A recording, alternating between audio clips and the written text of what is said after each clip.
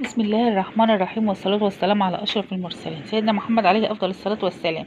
النهاردة بقى يا حبايبي الفيديو بتاعنا فيديو مختلف خالص.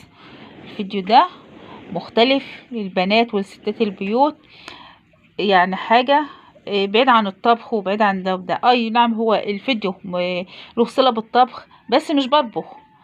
ده فيديو أنا بعمل ده الرز الأبيض بتاعنا المصري.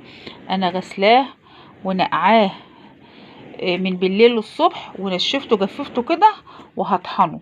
انا لاحظت ان هو بيتباع في السوبر ماركت وكده، فليه يا حبيبتي تشتريه بالغالي وانت ممكن تعملي من كيلو، هتعملي 2 كيلو رز عندك ونضيف، وتشيلي كل حاجة مش طوبة حاجة فيه، لكن هو اللي بيتعمل بره مبقاش نضيف زي بتاع البيت. فهنا انا بلته كده وبطحنه عند اهو في الكبه بتاعت الخلاط. بطحنه فيها، وبعدين بعينه في التلاجة. بعمل منه كفتة، بعمل منه كبيبة، بحط منه يعني بحتاجه مثلا على طعمية او حاجة بحط منه. فبدل ما اشتريه ده بعمله عندي واسيبه كده في الفريزر. اهو يا حبايبي هنا خلصناها اهو، شايفين طحناه اهو وبنطحنه ناعم جميل. شايفين كيلو رز عمل قد ايه؟ ده اقل من كيلو رز كمان، بس الرز بتاعنا المصري ده بيزيد.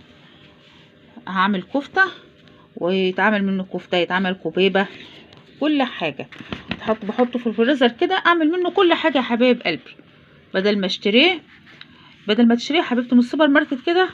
اهو عندك موجودة.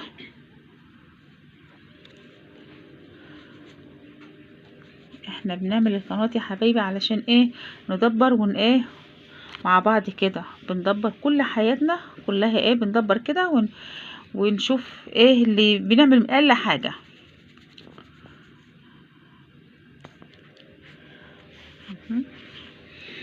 اشوفكم على خير كده ان شاء الله يا حبايبي. الفيديو الجاي، الفيديو ده كان بسيط كده، كنا ازاي تعملي يا حبيبتي بودرة الرز في البيت. تجهزي الرز ده تجهزيه في البيت للكفتة لأي حاجة بدل ما تشتريه. يبقى يعني انا ممكن اعمله لما يعني بالغالي تشتريه وانت ممكن ازاي تعمليه في البيت وانت بتشتريه بالغالي. ليه هشتريه كده لما انا ممكن اعمله في البيت؟ اهو يا حبايب قلبي، اشوفكم على خير الفيديو الجاي ان شاء الله.